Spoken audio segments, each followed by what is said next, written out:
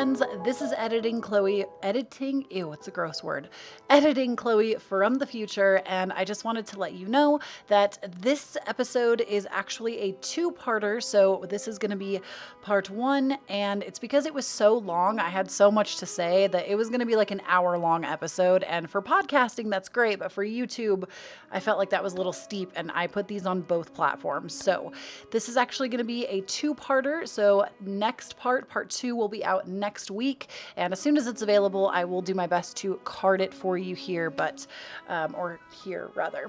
But yeah, so just letting you know, if it cuts off at one part and then we just end, that's why. It's because this is a two-parter that was shot to be a one-parter. Hi there, basic witches, and welcome back to the channel. If you're new, my name is Kloee Taylor, and today we are doing another podcast episode. So if you are unaware, this video that you're seeing now is also a podcast. I will link it down below. You can listen to it currently on 7 different platforms, but it is in the process of being put out to 10 platforms. So if you want to just listen to this audio, feel free to do so, or you can watch it here. And if you're on the podcast, there is a video for you that I will link down below.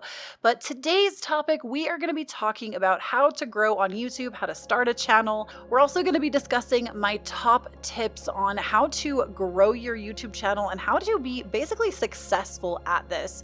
I feel like I have seen a ton of videos run the gamut out there, and a lot of the advice I feel like is very similar, and it's mostly like just be your authentic self, and like yes, that's a really big part of it, but there is also the business side, the analytical side, and the creative side. There are so many facets that go into this, and I am truly fascinated with studying the YouTube algorithm and how it works. I probably really started picking up the marketing and business side in the last couple of years, but before we jump into all of that, I do want to give you a little brief history on myself, because you maybe have stumbled across this video or podcast and it's the first time you're ever seeing me, and you have no idea why I even have I feel like the credential, I guess, to even speak about this topic, because the channel that this is on, the podcast that this is on, is a newer channel, but I've actually been on YouTube for 10 years and I have built a successful brand.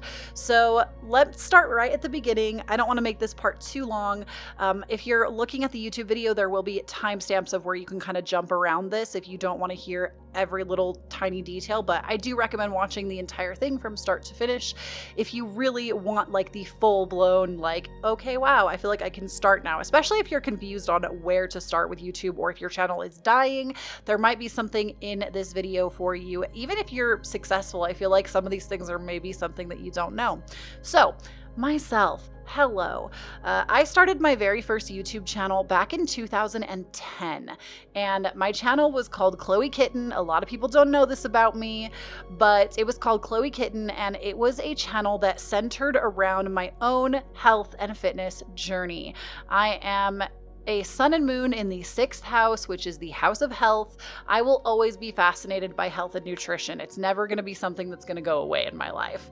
So my first attempt at YouTube, this was kind of me like doing whatever. This channel does not exist anymore. The videos are all gone. It has been completely deleted. You will not be able to find it, unfortunately. But this channel, I didn't have the thick enough skin or the backbone to do what I was trying to do at the time. I was using a little Canon PowerShot camera with no flip out screen. We didn't have flip out screens back then, I don't think. And this channel, I don't even think I reached like 100 subscribers on that channel. The numbers were never that amazing. It never was a career. That channel ran for about a year, and I deleted the whole thing after somebody left me some negative comments and never looked back on that. Do I regret that decision now? Absolutely. I wish I could look back on those videos, even if I had just privated them and walked away. I'm sad that I did that. So tip number 1, bonus tip, don't delete your content. Just if you ever want to like disappear and you decide you don't want to do YouTube anymore, don't delete your videos, just private them, because I guarantee you there will come a time where you're going to want to look back on that stuff, because we are human and we do that. All of us get nostalgia. So don't do that.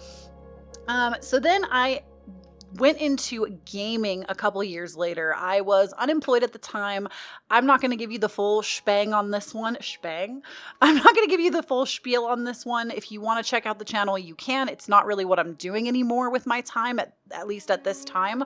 But then Coffee was born. Coffee went by a lot of different names before it was Coffee, but that channel has racked up about 164,000 subscribers. It has been my full-time job for the last 7 years this month, actually. It was my full-time job. I did gaming and content creation there because I was so ashamed of showing my face on camera after everything that had happened with my original channel that I was like, what can I do that doesn't show my face but I still get to create and something that I enjoy? So I went into gaming where I didn't show my face for a really long time. People didn't even know my name for a long time. And that built itself. I mean, it didn't build itself. I hustled for a long time, but eventually I became uninterested with that, and I have been trying for the last few years to pick up on another different channel, which is this channel, Schwing, which is Kloee Taylor, branded after my own name. Yeah, we did that. We're going to talk about branding in a little bit, but this channel went by a few different names as well, and I feel like only recently has this channel finally started to kind of really come together into what it is supposed to be and what I desire it to be and the stuff I want to create, and I'm starting to make a name for myself here. In the last month, I have gained about 3,000 new subscribers on the channel. I feel like we are finally at a place where we are seeing some growth, and I feel like with all of the accumulative knowledge I have gained over the last 7-10 years, technically, I know a thing or two. I know some ish about how to make the algorithm work for you instead of against you. And so yeah, that's kind of my spiel, where I've come from, and let's go ahead and actually get into the tips. So number one, I want to talk to you about planning for it when you are getting first started, I guess. You do need to come up with a plan for yourself. I do not recommend just sitting down in front of a camera or your gaming PC or whatever it is and just banging the first thing out and uploading it and just expecting that to go viral. I'm not saying it doesn't happen. I'm telling you that the odds are not really stacked in your favor for that to happen. So first and foremost, for getting started, the very first thing you want to do before you even create your YouTube channel is you need to come up with a name. And you don't want to come up with a name that has been taken. So the reason, for instance, here, my name is Kloee Taylor here because for instance, my name here is Kloee Taylor, but my actual birth given name is not spelled like that. Yes, my name is Kloee Taylor, but it is spelled different. And I went with this spelling because, surprise, surprise, I was actually able to reserve this everywhere. Meaning I have the actual Instagram, Kloee Taylor, I have the Twitter, I have the TikTok, I have the Snapchat, I have literally everywhere that Kloee Taylor exists, spelled like this, I have it, at least thus far. And that is extremely important when you are first coming up with a name. Do not name yourself I don't know, Lauren Cullen. I'm sorry if your name is Lauren Cullen, you are never going to get that handle. It is such a common name. Or Tom Cruise, you are never going to get Tom Cruise. I mean, you could even say with my name, Coffee, I already kind of learned this lesson when I became Coffee. All of my handles are Coffee YT for Coffee YouTube. And so you don't want to do that. And the reason why is because when people go to search for you, they're not going to know that you're Coffee XYZ 3_556. They're not going to know which one you are. So the more that you can streamline your brand is the easier it's going to be for people to find you everywhere. So really consider that. You don't want to be Coffee_01 or any of that nonsense. You want to have a handle that is perfectly streamlined for you. So basically, you're going to want to check Twitter and Instagram and actually see if those handles are available before you even create your YouTube channel. Once you have figured out what handle is available for you, You are then going to want to create an email. Of course, I recommend Gmail. Everybody uses Gmail. If you are still on Yahoo, we all know which generation you're from, okay? I'm just gonna be real with y'all. This is not sponsored either. Everybody and their mom just uses Gmail. Something that people also don't think about is setting up 2 emails. Ooh, I just punched myself in the face.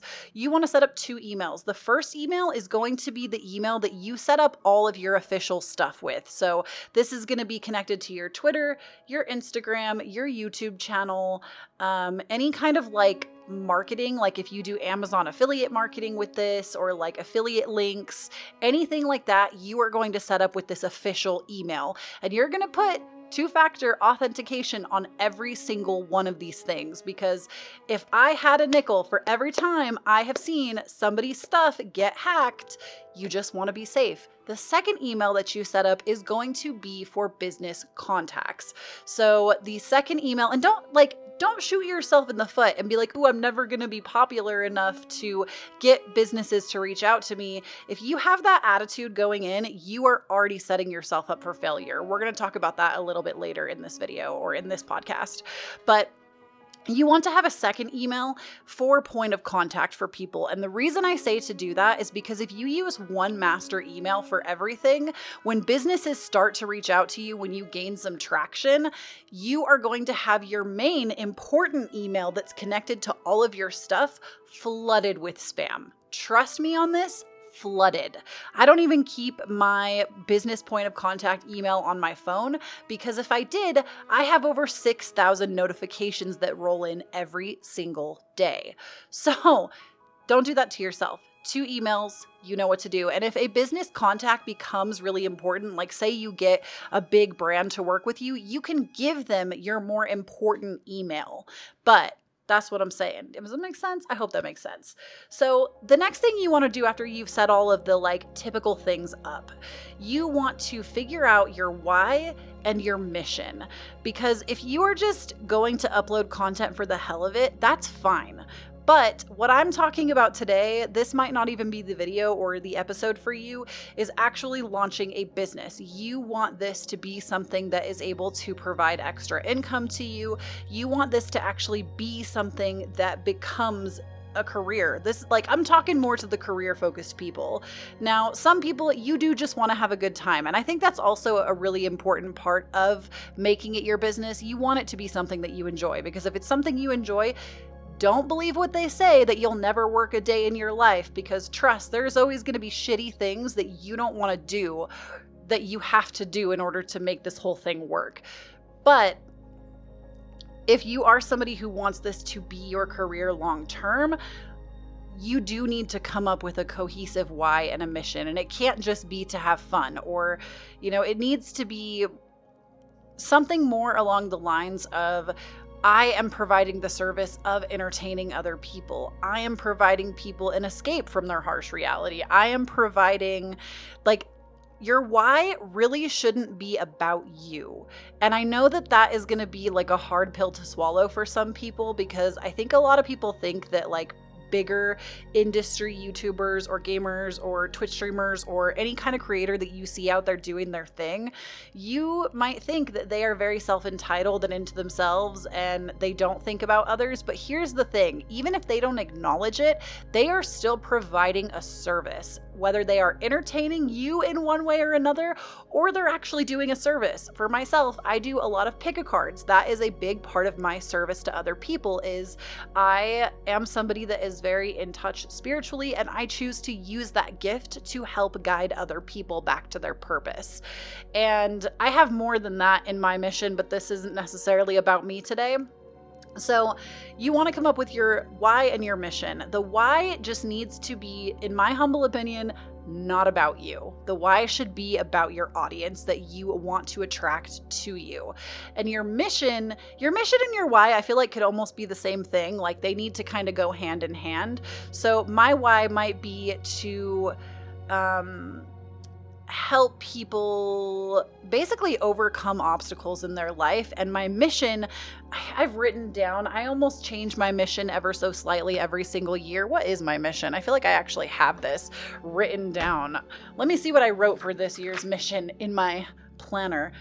This year, through dedication and consistency, I will become financially free from burden. I will use my talents and platforms to better myself as well as enrich the lives of others. So that is like my personal mission, and you can also have like a business mission.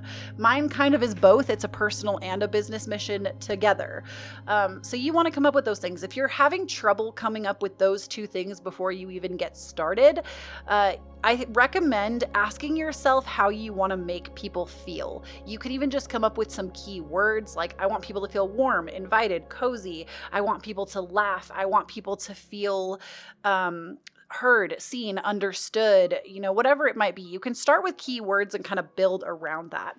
The next thing that you want to do, this is all before you ever even upload or make your first piece of content. The next thing you want to do is come up with your schedule and be extremely realistic about this. If you can only do one upload a week, then make the room for that one upload a week. If you actually have time on your hands to dedicate to 2 or 3 times a week, even better. But don't set yourself up for failure and think, oh my God, I'm now going to upload 7 days a week. I have all of this time, because it is so much more work than I think anybody gives it credit for. To put it into perspective for you, these podcast videos are pretty easy for me to do. They probably take about 3 hours per episode between creating them, brainstorming them, actually filming them, editing them, and then getting them scheduled to where they're supposed to go. Each episode, 3 hours.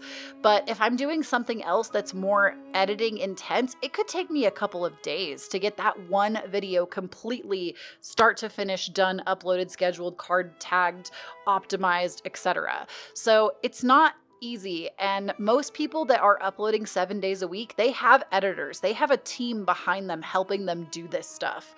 So if it's just you, yourself, and you, you have to consider that 7 days a week is a little bit whoa, unless you genuinely have that kind of time to dedicate. I'm not telling you it's impossible. I've done it. I've done 7 days a week. I've done 2 videos a day, 7 days a week before. It's miserable. I was miserable. So come up with a schedule and stick to it. Consistency is so important to the YouTube algorithm specifically. I know I mentioned Twitch a little bit earlier, but YouTube in particular with this is very particular, because what happens is the algorithm actually recognizes, oh, they are always uploading at this time on this day, and to the minute, to the second. You want to schedule your videos in advance, because what happens is YouTube's algorithm recognizes that you are reliable, and so it wants to promote what you're doing, because it knows that at this time on this day, you will always put something out. So make yourself reliable. So finally, we get into the fun part, and that actually is making a color palette for yourself. This is very, very important. Now, don't get me wrong, there are tons of channels out there that just do whatever thumbnail they think looks good for the moment. But I find that the most successful people from studying, they have kind of this way of doing their thumbnail. And the reason for that, and also their channel tends to have similar edits or themes or colors. And I feel like the reason for that is because you want to be as recognizable as possible. So this also kind of piggybacks off of the creating your handles and making them all cohesive. You want your actual brand to be cohesive in its aesthetic. And I am the aesthetic queen. Let me tell you, we have been through different aesthetics. Now, don't feel like you can pick an aesthetic and then never ever change it. I fully support change. I think change is a good thing. I think even every year you could pick a brand new aesthetic and kind of go into that. And I feel that that's a good thing to push yourself to grow and change in different ways. But I feel like when people are watching your content, there usually is a suggestion bar along the side. If you watch YouTube, you know this as well.